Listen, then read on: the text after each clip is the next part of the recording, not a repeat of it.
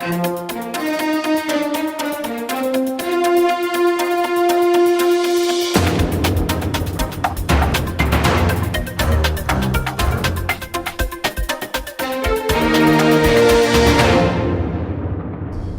a pleasure to share with you today some of my experiences and my journey leading up to where I am today. I was born on this island, this beautiful island, the eldest of 5 girls, and I grew up on both sides of the island, so I'm a true St. Martiner. I can firmly say that I come from humble beginnings. School and church played a vital and important role in my upbringing, as both instilled Christian values that have stayed with me my whole life. Growing up, I was very tomboyish. I was not pampered. I climbed trees to pick fruits. I played football, and I can say at this moment, allez le bleu. I played softball, I pitched marbles, you name it, I did it.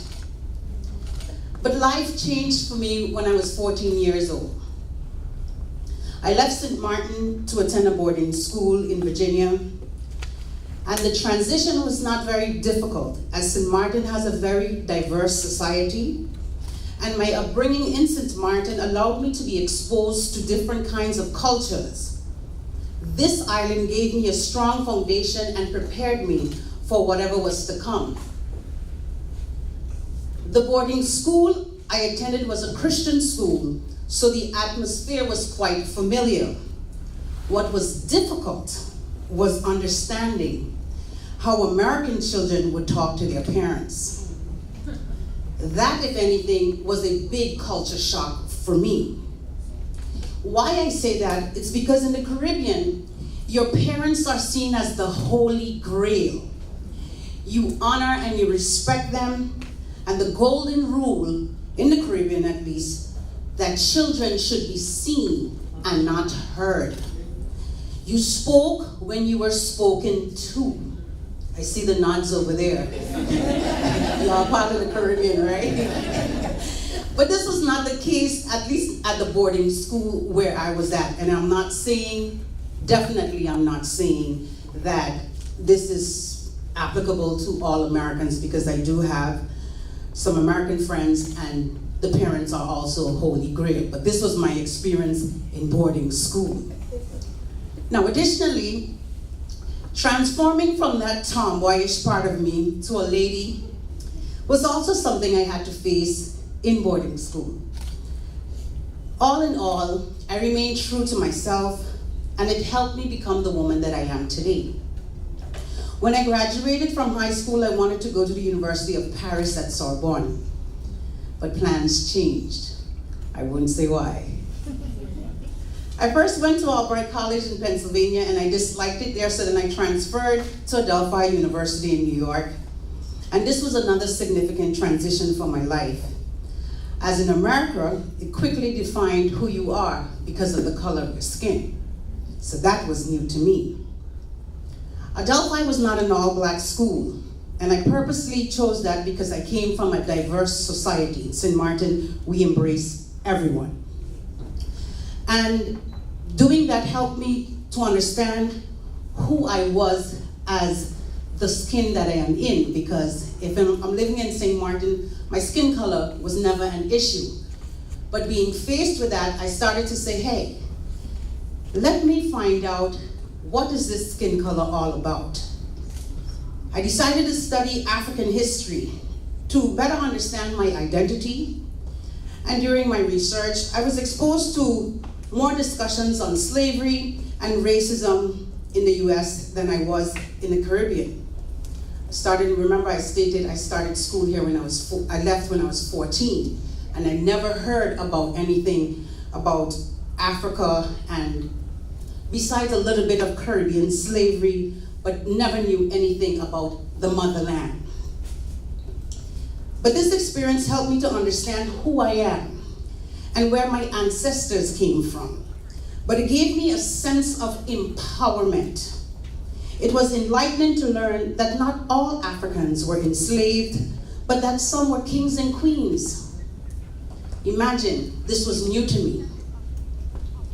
But this goes to show that seeking knowledge is key, and that it ultimately promotes awareness. And that awareness builds character, and that character empowers individuals. I graduated with a bachelor's degree in political science, as indicated, with a minor in French, and I say again, allez le bleu. I then decided to further my education in the Netherlands. Graduated with a master's in international relations at the University of Amsterdam. Being educated in the Netherlands is quite different than being educated in the United States. I can boldly say I had the best of both worlds. Graduating from university, I tried to look for a job within my field. It was quite difficult and disappointing. But my first job was working with students of the Netherlands Antilles as a mentor, then as a regional coordinator. I oversaw, as indicated, over 700 Antillean students across the Netherlands. And after spending 7 years in the Netherlands, I wanted to return back to St. Martin to contribute to this island. And I got a job at the Department of the Civil Registry.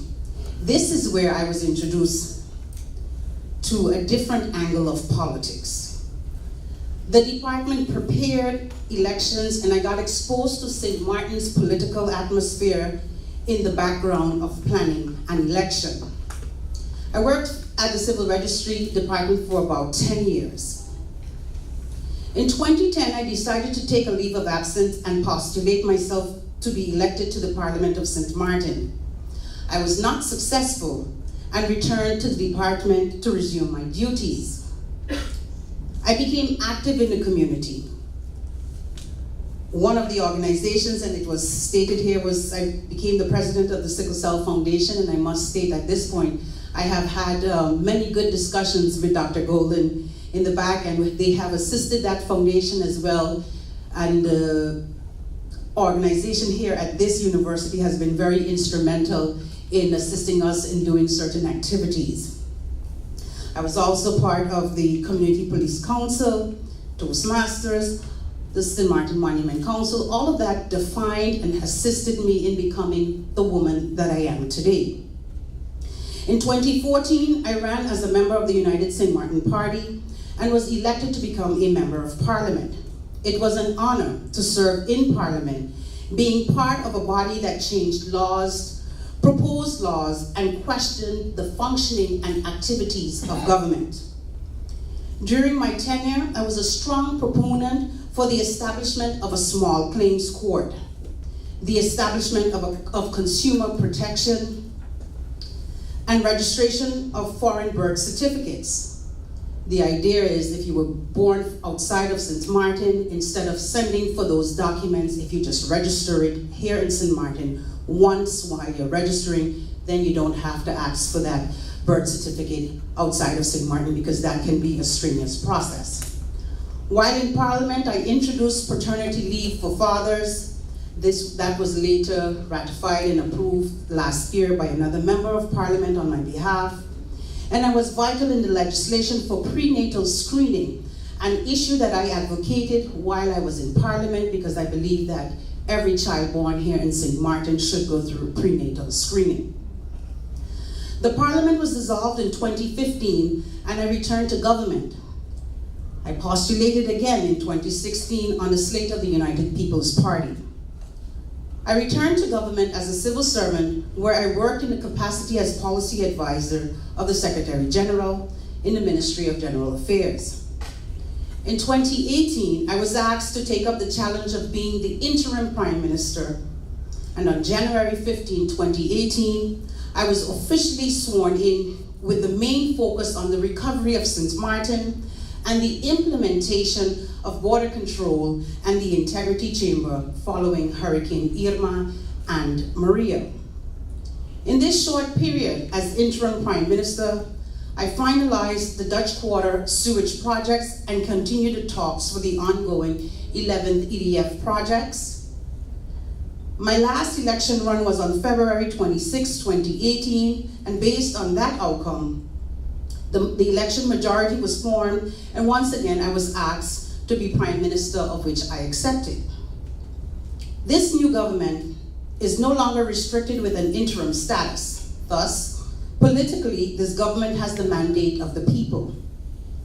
As I hold the responsibility for general affairs, where I promote the cooperation between the Kingdom partners, CARICOM, French St. Martin, I've worked on the National Recovery and Resilience Plan, the establishment of the steering committee that will take on the new projects for the trust fund, the Integrity Chamber have implemented.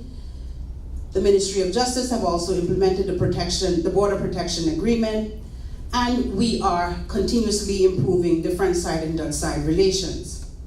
As for disaster management, I am the chairperson of the Emergency Operations Center, or EUC, responsible for managing 10 emergency support functions during any disaster, hurricane, tsunamis, earthquakes, and major floods.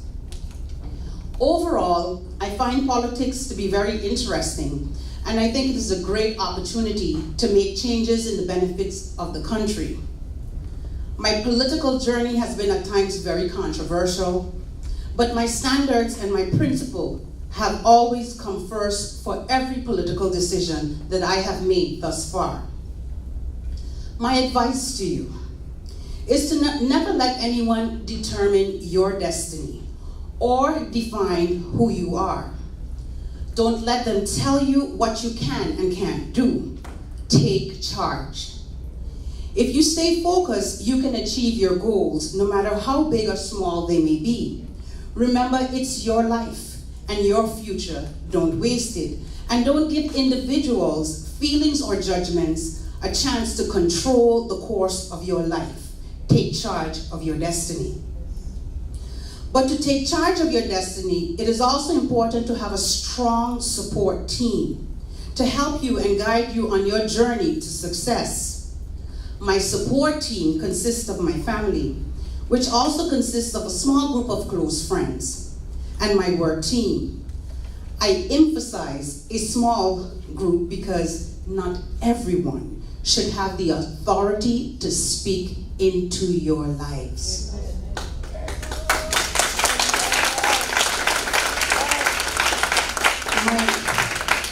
My family, sure.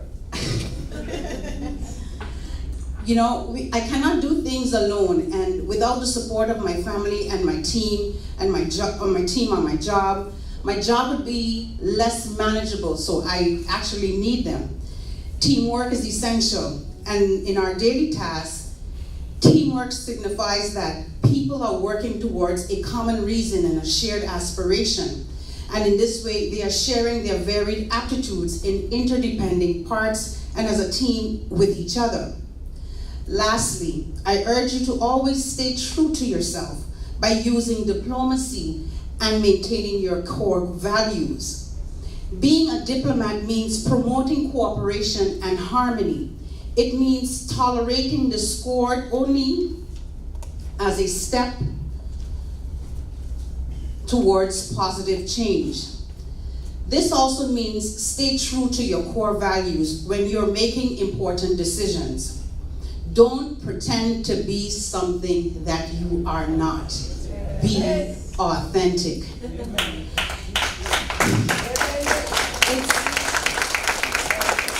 It's common to become involved with a tornado of business and life decisions, and you may feel duress to settle on choices that conflict with your instincts. Keep in mind that you are your most important resource. Remain by your choices and do what you feel is right. Stay grounded. I end by sharing a poem that I live by. I was introduced to it at Adelphi University. I kept that poem with me until today, and it's by William Ernest Henley. And it states, "Out of the night that covers me, black as a pit from pole to pole, I thank whatever gods may be for my unconquerable soul. In the fell clutch of circumstance, I have not winced nor cried aloud. Under the bludgeonings of chance, my head is bloody but unbowed.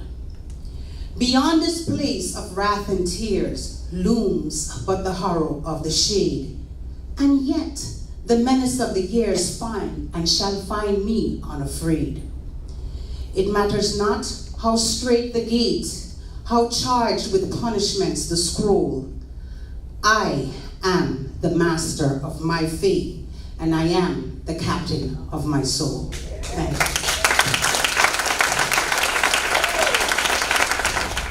Now we have a stage of very diverse, beautiful, strong, powerful women. We want to hear from them, right? Yes. We want to know how they got where they are today. So here we're going to start the panel discussion. I'm going to ask for the audience to leave their questions at the end. We're going to start the panel off with some questions that we originated, and then you guys can fall in right after. I'm going to randomly pick you guys. Is that okay? Right, so be ready. All right. So before, just to lighten up the air, let's just have a discussion. I want to hear from every one of you. Tell us about your story. Tell us about your journey. How did you get here? Dr. Andrealis, how did you get here? Can you tell us about that? With, just as everybody else, dreams and aspirations. I think I knew from being a small child that I wanted to be a healer, a physician. And so there's been some bumps in the roads and things that have been very challenging that I think all of us go through throughout our lifetime. But it brought me to St. Martin, to the beautiful island of St. Martin. I attended school here in the early 2000s and went on from there to graduate AUC and be part of the alumni, which is a very powerful group of people. I'm surrounded by amazing people here at the school. I came back in 2015 to teach, which is a piece that I had never really seen myself in that role of teaching in the basic sciences. It has been amazing. Something that really opens your eyes to the infinity of options that are out there for you. Even if you don't see yourself from a young child in that role, as you move on and meet different people, mentors, and people that guide your journey, it's a profound feeling to actually be in that role where you can change lives and make an impact for folks, which I'm so thankful to be here. You know, I was thinking about your question about my story, and my parents, my father was an educator, and my mother was an administrative assistant, and I think I was very much inspired by them. They were very servant-oriented, they cared very much about people. So if I think about my story, I didn't know what I wanted to do with my career, so I tried a number of different things. But there were a couple of central things that were constant.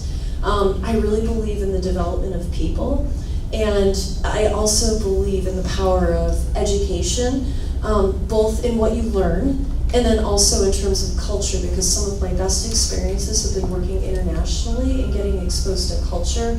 And I think as you learn more about people and get exposed to different people, some of that fear and ignorance falls away. And people are just so beautiful when you get to know them. So I think I've been very fortunate in what I've done, and I get to, in my role, actually spend time focusing, helping people either have a better experience, grow in development, and succeed, and that's what gets me excited about work. So that's a little bit about my story. Well, my journey here started actually earlier this week, coming from St. Kitts. But just similar to what's been said previously by the doctor and Lori, my passion has always been to help people, and it was instilled in me through my parents. My father was a chef, so he served people, but he worked at a hospital. And my mother was a postpartum nurse, emergency nurse, so the medical field was always very important in our family. They were also very, very strict, and they were also pastors. So I'm a product of a very church and principled life. So I really appreciate you bringing that up, because I was one of those American children who didn't get away with anything. Okay, and I still don't get away with anything. But how did I get here today? And really education played a very key part. I was the first in my family to graduate from college. I was the first to actually embark in a career. I wanted to be a doctor when I was a little girl, and actually started medical school, and decided it wasn't quite what I wanted to do, but I ended up finishing my degree in psychology. And you may wonder, okay, what do you do with a degree in psychology? Well, the natural progression was a lot of different things. I actually just wanted to really understand people, and it really happened along the way. But going into where I am now, which is crisis management, disaster recovery, business continuity, it really culminated having that degree in psychology and working in medicine, really culminated into what I do today. And I'm so passionate about people. I'm passionate especially about women, and that's why we started EDGE, Lori and the team. And so we're just so thrilled to be here and to share with you. And the sky's no longer the limit, because we can go beyond the sky, right? That's true. Right? So I think if you don't put limits on yourself, you can achieve anything. You can do anything you set your mind to. And my parents instilled that in me. And so I'm hoping that today you will walk away with some principles, with some guidelines, some things that you can stand on and depend on, and continue to move forward from here. To our Honorable Prime Minister, at 14 years old, when you left St. Martin, did you think you'd have been the Prime Minister today? No, absolutely not. Absolutely not. I'm listening to the other ladies, and I'm thinking, okay, wow, so you didn't know what you wanted to do. That was like me as well. I didn't know what I wanted to do. But the funniest thing is, people saw something in me that I didn't see in myself. I can share that my name alone, my great aunt gave me that name, and she would tell me why she gave me that name. And I'm glad that she's still living today, because when I became Prime Minister, she cried and she revealed, the purpose of the name. But Leona means lioness in Spanish. And I have that lioness personality. So I knew one day that perhaps I would do something great, but others saw that in me that I didn't see in myself. But being Prime Minister was far from it. My father he's now retired, a banker for many years. I thought I would do that, but honestly, I really wasn't good at math, But I know that definitely a motivational speaker. I enjoyed that. I enjoyed empowering people. And if you pay it well, those who are local, if you pay attention, even when I campaign, I practice what I preach. I don't bring down any person, but especially women, I would never practice that. I think that we are nurturers. Whatever you give us, we make something of it. And I believe in empowering women and not bringing women down. So I think that if we continuously teach each other that, not to bring each other down, but to empower each other and to praise each other. We can be on different sides, have different opinions, but you uplift each other. And I'm glad that you all have established this for women, because it's important. We have fought many generations to stand where we're at today, to be able to speak even on this level, and to be in the positions that we are in on this level. So I commend each person here. So at 14, no, I did not know what I wanted to do. And I don't want to stop here, because I don't believe this is where I'm going to stay. I know that God has something else for me. I'm a person that always liked to grow. I learn from my experience, and I do the best that I can where I am at. And that's one of the reasons I didn't stay in the field of, you studied medicine, in medicine you have one direction, which is great because you're healing people and you can go in different things. But because I didn't know what I wanted to do, politics was safe because I knew I wanted to defend. I knew I wanted to motivate. I knew I wanted to change. So, but that can go in all areas. So, thank you for that question. Thank you. as I mentioned, my father was a chef and also a pastor, and so he and his brothers, and actually his brothers went along in the church scene a lot greater than he did. They're actually well-known bishops and apostles in the United States. So they didn't let me fall too far from the path, right? And so they were very watchful over me, and he always had someone there to make sure that I was doing the right thing. But also, when I met my husband, he was the one that really, really believed in me, and he pushed me. And he said, honey, don't settle. Don't settle for this position. You own it. You become the CEO. So I've had several businesses, not-for-profits. Together, we do a lot of different things in the community. And so when you have that strong, male, dependable person in your life, I think that really makes a difference.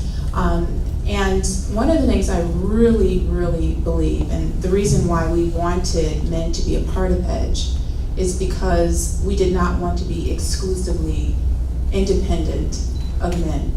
Men have a great responsibility in the lives of women. And because of that, we have Asari, who's been leading this, and we just want to thank you for just really helping bring EDGE to AUC. And all the men that are represented here today, you are doing a phenomenal job supporting the women and their advancement, but not only for us, but also for your advancement. So, thank you. Thank you.